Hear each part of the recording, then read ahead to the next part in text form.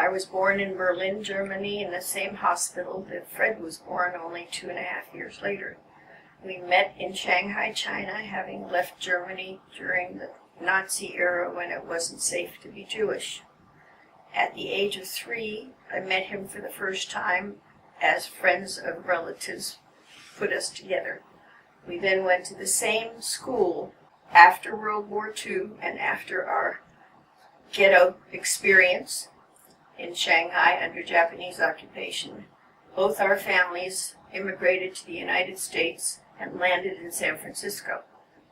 Unbeknownst to me, Fred had gone to George Washington High School in San Francisco, graduated that June. Come September, I saw him again as a very tall, almost a foot taller than he was the last time I saw him, and he decided that we should go out together. And I made a bet with a girlfriend and said I could get a date with him. Well, he called the following weekend, and we went roller skating, which then became a weekend activity.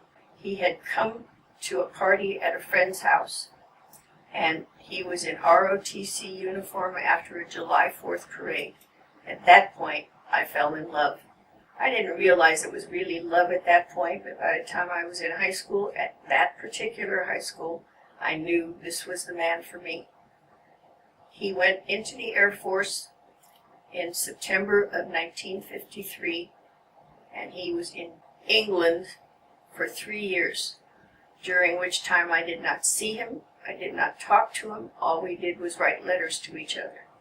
When he came home July 2nd of 1958, I had already graduated from college at San Francisco State, and we met again, fell in love all over again, or made it stronger, and his response, or his proposal in marriage was, "I haven't changed my mind about our feelings, have you?" That was my marriage proposal.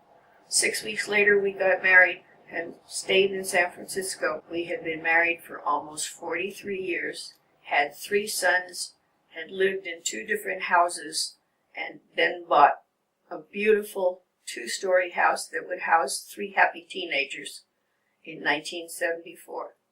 I've lived in that house ever since, even though Fred departed from this earth in 2001.